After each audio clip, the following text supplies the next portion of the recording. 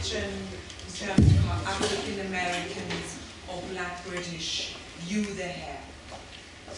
No, there are more similarities than differences, you know, which is come by creating this International Black Heritage Month. The International Black Heritage is because, like, sort of globally, I'm seeing that we all are actually going through the same process and going through the same issues with our hair, regardless of our culture or our language or, you know, where we're from. We all seem to be experiencing and feeling the same way.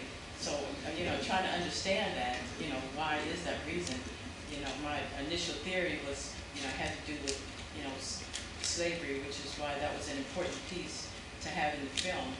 And when I put that in the film early on, there was some, actually one person who was sort of a filmmaking mentor said, you know, why do you have that part in there of slavery? We're tired of hearing about slavery. That's over, that's gone, let it go. But I thought it was like really important for people to understand where a lot of those notions of good hair and bad hair, and you know, a lot of that was internalized in terms of how we feel and treat each other even. So yeah, there are more similarities than differences, I think.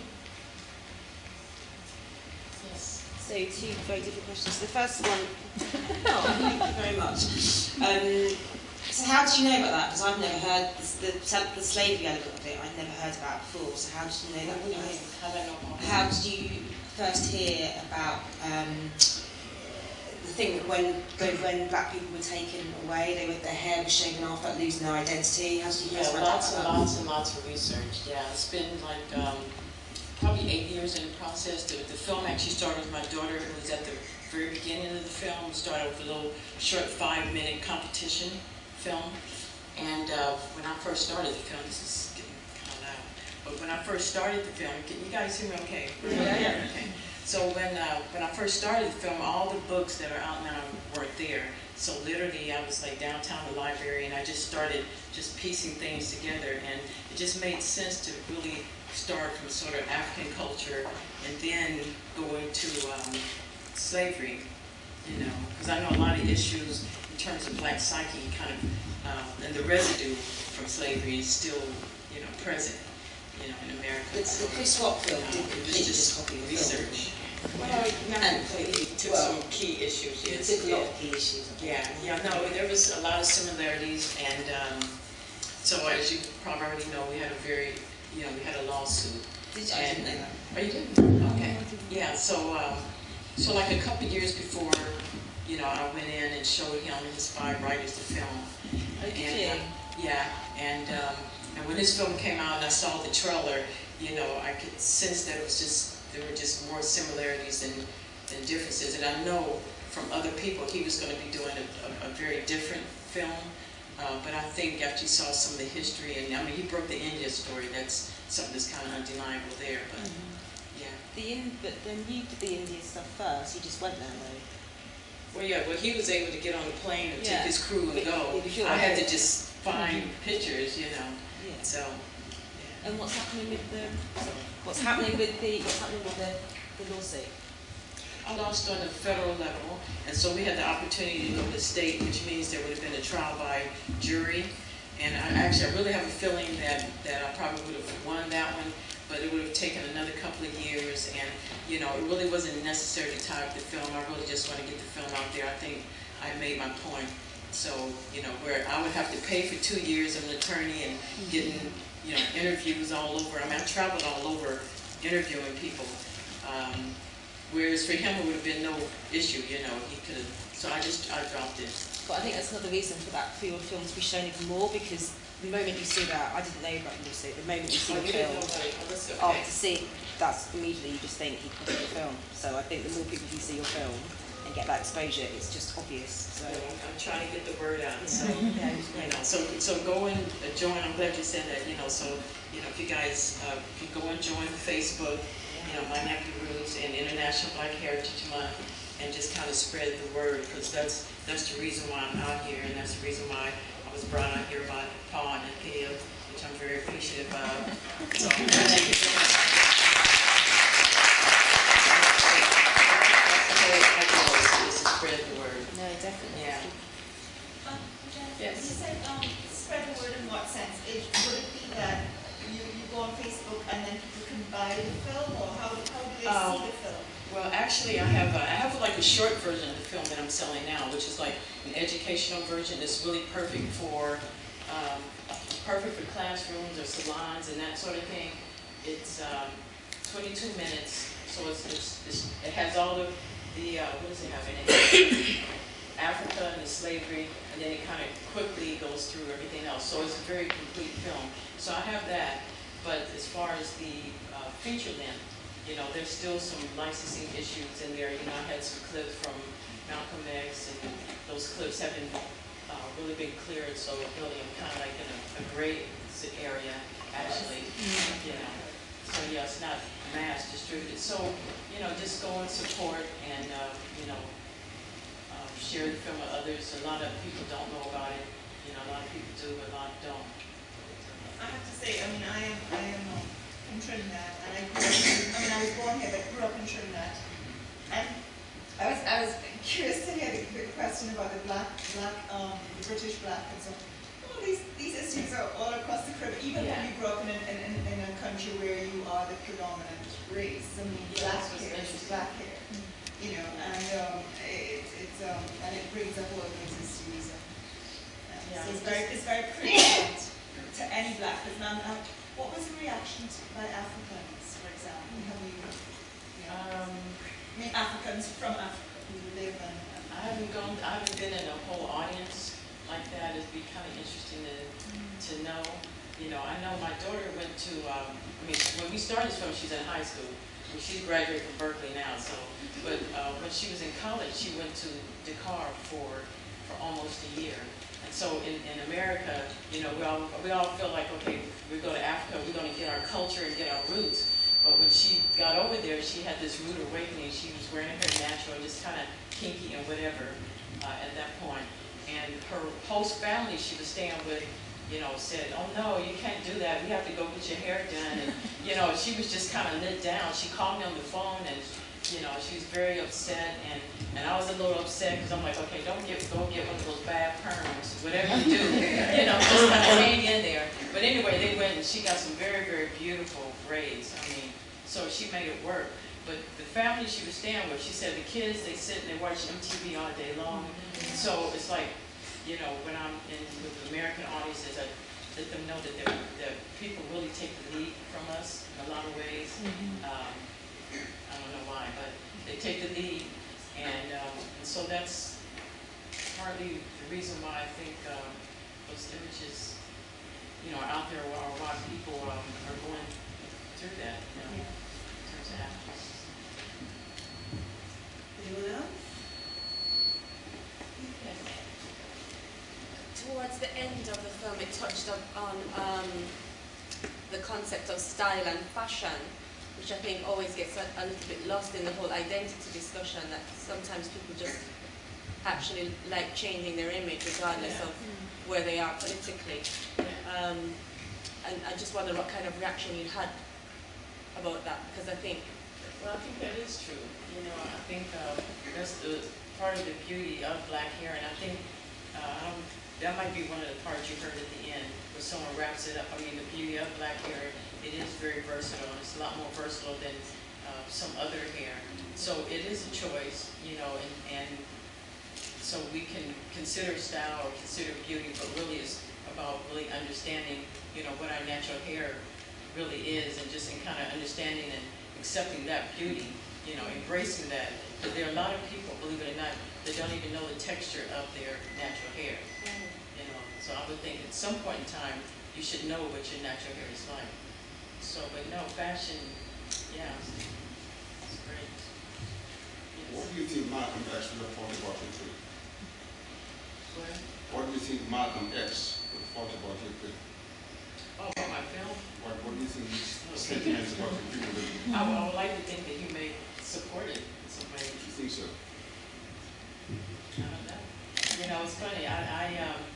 There was a nationalist, I'm not going to give his name because you probably know his name, that I asked to interview for the film early on, like in the first phase. The film was going through several phases, 5 minutes, 22 minutes, you know, and we started winning awards in about 22 minutes, but there was a sort of historian, nationalist historian, I actually interviewed, and he refused to interview for the film because he didn't like the word nappy. So then I said, well, what I'm trying to do is trying to change that definition. I mean, it doesn't matter. I mean, it's our word, and I know that word was probably brought over here. You know, I've talked to a lot of people in other countries. They don't even really know the word nappy. I mean, they know it now because of Dion and, you know, the media kind of helped bring it over. But I said, well, the word nappy is something that it doesn't hurt me. You know, it's really the meaning of it. So if I choose to embrace that my hair is nappy or curly or kinky or whatever word you choose, you know, that's my understanding. So I didn't change the title of the film, and he didn't do the interview. You use the word nappy itself. The word nappy itself implies a negative view. Well, it has in the past. Oneself. In the past, it has. The word nappy itself. Well, no, I mean, if you look at the etymology of the word nappy, I mean, I know it has other meanings, but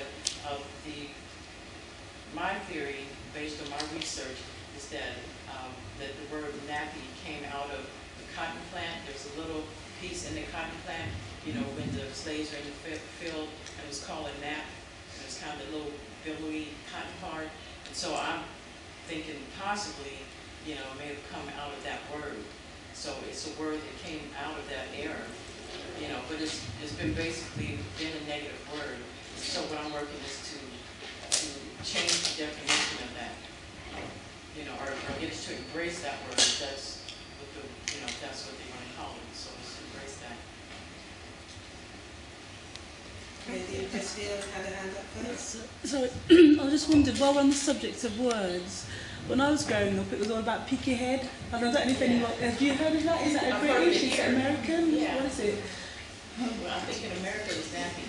So it's pick your head. It's a British thing. It's 8 years old. It's Caribbean. Oh, right. Explains it. Yeah? After the last couple of days we've spent with you as well, so thank you for that. The last couple of days we've had with you. Oh, yeah. Being in the industry, I think it's applaudable the fact that you've gone down the educational route first. It's very, very important that kids know their identity at an early age. So the DVD is a brilliant thing to bring into schools, that's for one. I think to some extent we can see when people come in the salon, from the age of 4, kids already know what hairstyle they want. And unfortunately it's the parents that put the pressure on them to conform to society. I think my son, who's 17 now, has got his afro's as big as this room. And my dad continuously tells him every time he sees him, why are you going to get that haircut? But I have allowed him to express himself and have his hair exactly how he wants it. And that's freed him a little bit to know who he is first. I think it's very important for parents, as soon as your child knows what identity they want to have, give them that choice.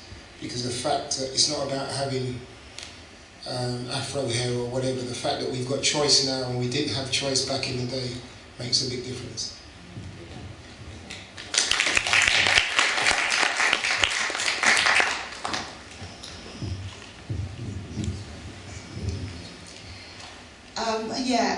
It's not really a question. I just wanted to say that I think that Malcolm X would have really enjoyed and appreciated your film, because there's an incident where he uses lye and burns his hair, and we all know that Malcolm X is one of the one of the earliest proponents of black beauty and actually enjoying who you are and what you are. So and like Malcolm X, I really did appreciate it. The aspect that I particularly appreciated was that there's been a lot of talk about how much money black women spend on their hair and etc. So as though we're sort of demented psychotics running around, using all our cash up. What I liked was the aspects of your film that showed that it was not just it's not just about the hair, it's about the presentation, it's about pride, it's about being, taking enjoyment from who you are as a black person in any, way that you can. So thank you for that.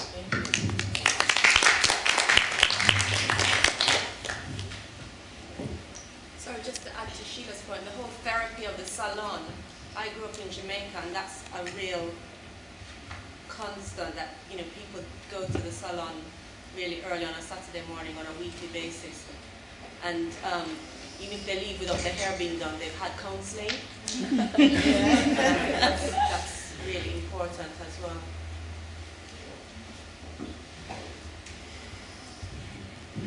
I'm probably loud enough, but thank you. Actually, sort of following on from that, thank you. That was really, really, I'm trying to think of the right word. Interesting sounds really patronising and annoying. It was really cool, thank you. I was really interested in things that were unfamiliar, I mean, from an Asian British perspective. Some very specific things about the African hair thing and the slave experience and how that's really specific. But also some overlaps in things to do with being not in the country of the majority and how hair is a really big deal in why you look different or why you look similar, and why you the ways in which, like towards the end, there were seemed to be these real discussions between doing things that were more mainstream or are more reflected in the mainstream, or sticking with something that's quite distinctive. And I wondered if you had more to say about that. For me, it was interesting because I had hair like this until I was 14. My mum wouldn't let me cut my hair. It was past here because I grew up in a culture where I was female then, or assigned female, where girls have long hair.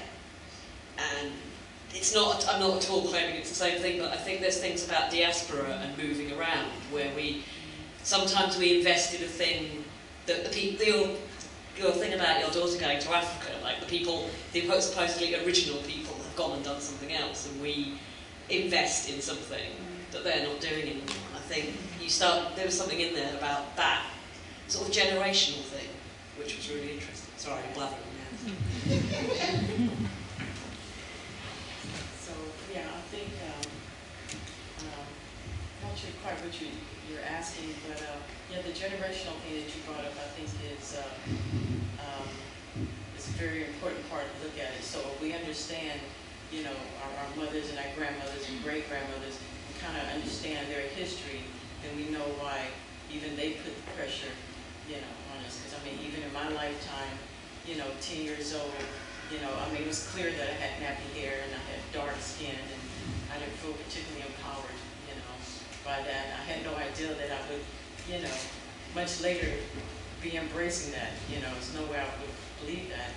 But, you know, just the pressure of, you know, going to church on Sundays and having to wear your hair straight, or, you know, having to be presentable. So it's all sort of a perceived sense of beauty, and sort of where did that come from, and how does it keep being, you know, implemented, what beauty is. So, you know, the idea of it is to kind of sort of change, and for us to start questioning, you know, where our sense of beauty is really coming from, trying to go more inward with that. I just wanted to say to the lady's point earlier, I think part of the generational thing with our parents kind of wanting us to look a certain way, and so wear your hair a certain way, and your mum saying that she wanted you to keep your hair a certain way because that's how a woman should look. I think it's part of kind of being the other, you know, being part of the diaspora, and feeling that, look, this is who we are. We have to reflect ourselves a certain way, or we will not be accepted within the wider society that you're in. And the idea of kind of having dreadlocks or just wearing your hair natural was just, I mean, unheard of. You wouldn't do it, you couldn't do it. Your parents were like, you'll never get a job. It was the whole thing, you'll never do this, you'll never do that, nobody will take you seriously, nobody will do this, nobody do that. And I think that pressure came from a good place. It wasn't, I don't think they weren't trying to be negative. They can see now that their daughters, their sons are in good positions, in good jobs, are feeling confident with the way they look, but their anxieties came from a really good place, a deep place, and I think it's just a challenge for us. And then Wayne was saying about his son and allowing him to have his afro. I've got a 16-year-old nephew who has red hair, red afro hair, and he's wanted to wear a big, big fro, and it only gets so high, you know, it sticks out, it's bright, But I'm like, you know, let him do that. My brother's like, ooh, and his mum's like, ooh, I'm not sure about that. And I'm like, let him express himself. He's a young man, that's what he wants, he's confident, he's intelligent, he will be fine. And I think if we can start doing that now with our children, allowing them to express themselves in the way they wish to, then we can rid them of the anxieties that we were kind of, you know, riddled with as children. It's taken so long for us to come out the other side, and let's hope that another generation of children don't have to go through that.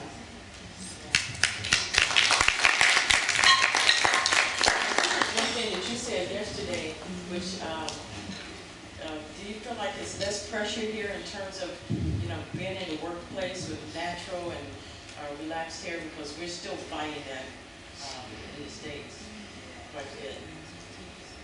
So people have to make conscious decisions about how they're going to wear their hair if they want to go into a more corporate job. I mean, the creative industry is a little easier, but, you know, it's still a challenge. Yeah, it depends on what you say here. Yeah, it's the same here. Yeah, I was going to ask where you're from in the States. Oh, okay. Well, I'm based out of Los Angeles right now, originally from the Midwest, but I'm in Los Angeles. Yeah, I'm from Texas, okay. And I've been here for 4 years now, and going off this, what you just mentioned, I was going to say, how long have you been in this country for this period? What, about a week and a half, and I have like another week and a half until November. Oh, okay. I just want to see if you noticed something that I noticed when I got here, is that when I walk around and I see all these black women, they all got natural hair, dreadlocks and all this, and in the States, you don't, and I didn't realize it was so different until I went back after having been here for 3 years. I got off the plane and I saw these women with relaxed hair. I was like, what is wrong with you? What is the deal? Oh my goodness, I got it so because everybody here has that natural thing, and I was just wondering if you recognized or if you saw that, or I think it's kind of regional. Like, you know, being in Los Angeles, there's a lot of straight hair, a lot of weaves. I mean, it's the Hollywood capital, so it's sort of a different mindset. I have a friend that's, you know, there's these natural hair groups that are just like organically popping up everywhere. So like in Atlanta, Detroit, all up and down the East Coast, there are like 200 people going to these natural hair groups.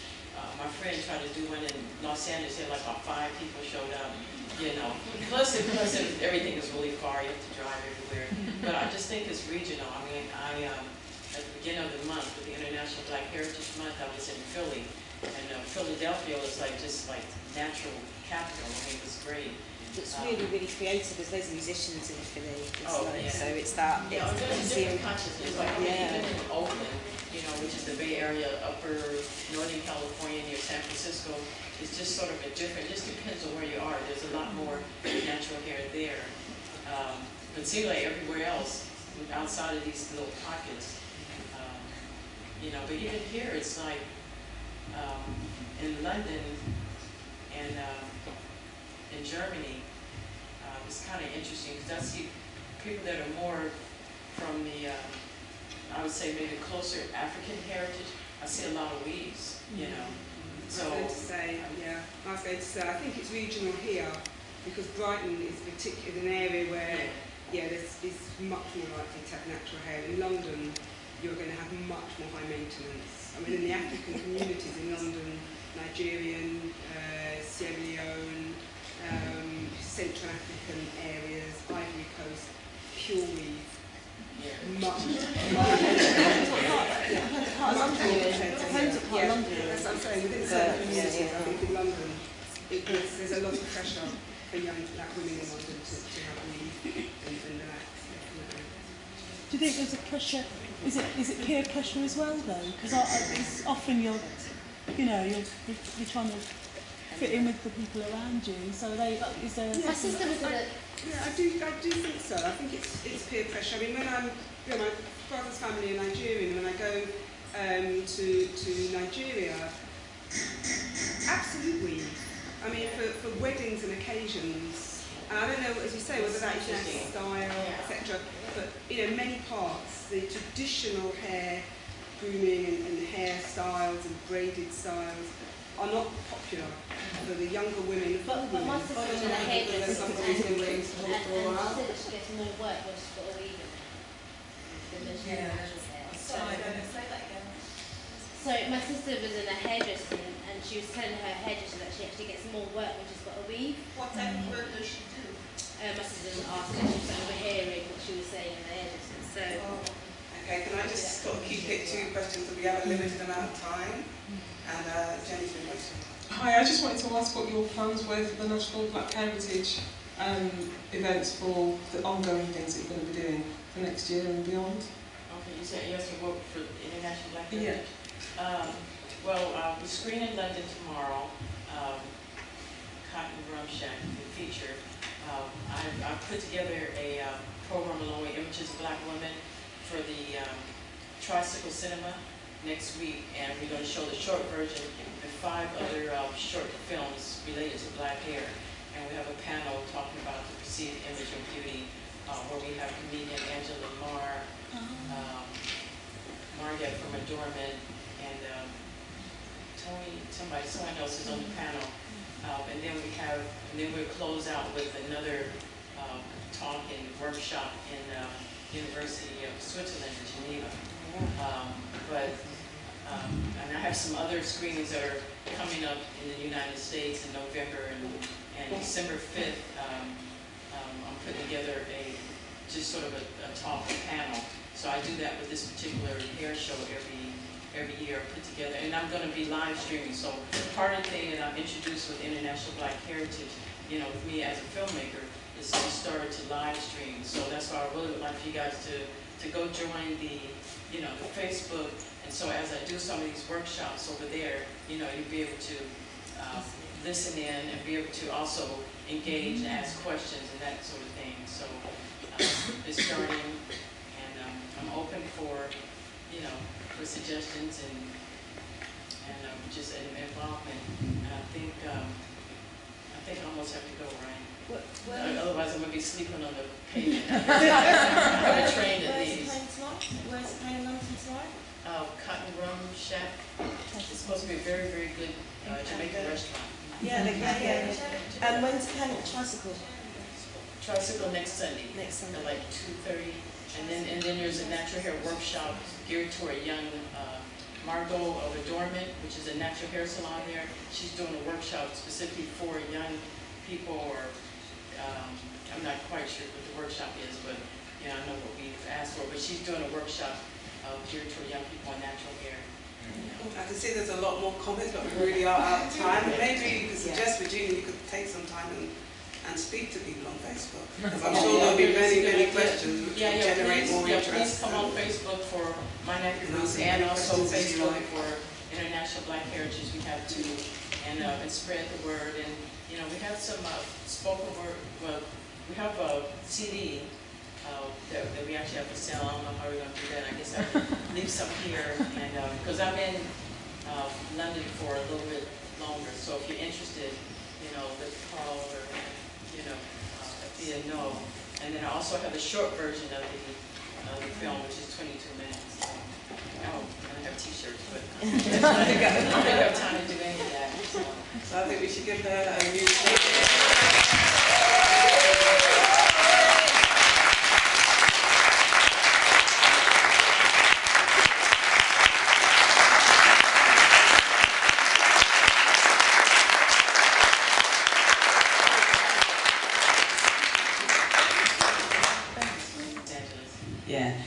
I'm from Texas, and I've been here for 4 years now, and going off this what you just mentioned, I was going to say, how long have you been in this country for this period?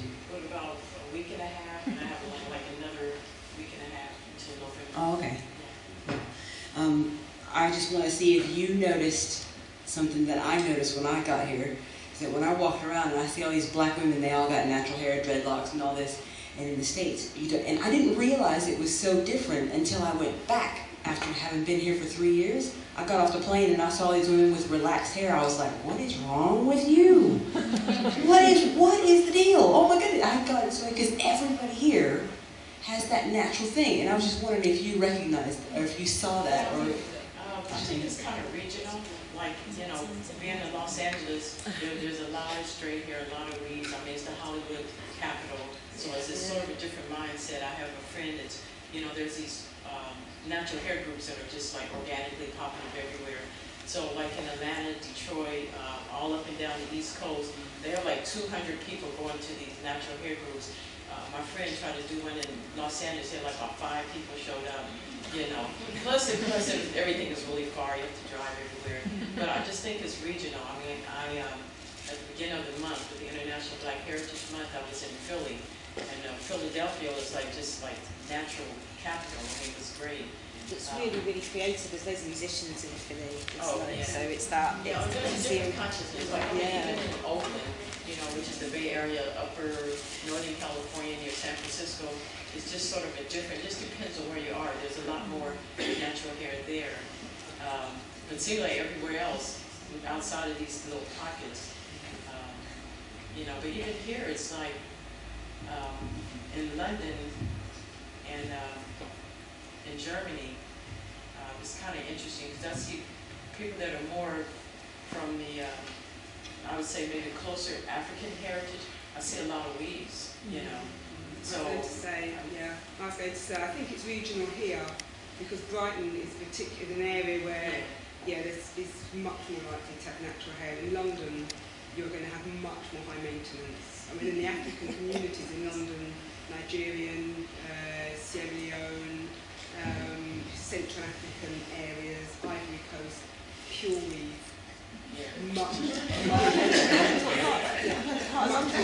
Depends on part of London. That's what I'm saying. Within certain communities, I think in London, there's a lot of pressure for young black women in London to have weave and relax.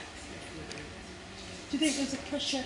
Is it peer pressure as well though? Because it's often you're trying to fit in with the people around you. So is there? My sister was I do think so. I think it's peer pressure. I mean, when my brother's family are Nigerian, when I go to Nigeria, absolutely.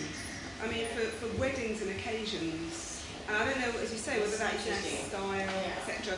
But many parts, the traditional hair grooming and hairstyles and braided styles are not popular for the younger women. But my sister was in a hairdresser and she said that she gets more work when she's got a weave in than she has natural hair. So my sister was in a hairdresser and she was telling her hairdresser that she actually gets more work when she's got a weave. What type of work does she do? My sister didn't ask her, she was overhearing what she was saying in the hairdresser. So. Okay, can I just sort of keep it 2 questions because we have a limited amount of time? And Jenny's been waiting. Hi, I just wanted to ask what your plans were for the National Black Heritage events for the ongoing things that you're going to be doing for next year and beyond. Okay, you said yes for the International Black Heritage? Yeah. We're screening in London tomorrow. Cotton Rum Shack, the feature. I put together a program along with Images of Black Women for the Tricycle Cinema next week, and we're going to show the short version and 5 other short films related to black hair. And we have a panel talking about the perceived image of beauty, where we have comedian Angela Marr, Margaret from Adornment, and someone else is on the panel. And then we'll close out with another talk and workshop in University of Switzerland in Geneva. And I have some other screenings that are coming up in the United States in November and December 5th. I'm putting together just sort of a talk panel. So I do that with this particular hair show every year put together, and I'm going to be live streaming. So part of the thing that I've introduced with International Black Heritage, with me as a filmmaker, is to start to live stream. So that's why I really would like for you guys to go join the Facebook. And so as I do some of these workshops over there, you'll be able to listen in and be able to also engage and ask questions and that sort of thing. So it's starting, and I'm open for suggestions and just involvement. And I think I almost have to go, right? Otherwise I'm going to be sleeping on the pavement.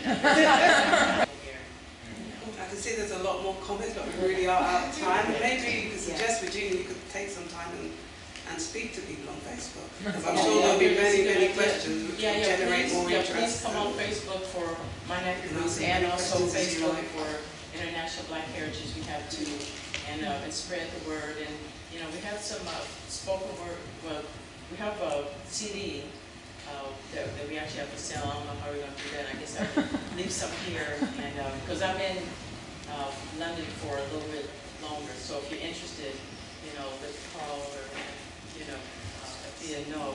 And then I also have the short version of the film, which is 22 minutes. So, I don't have T-shirts, but I don't have time to do any of that. So I think we should give her a new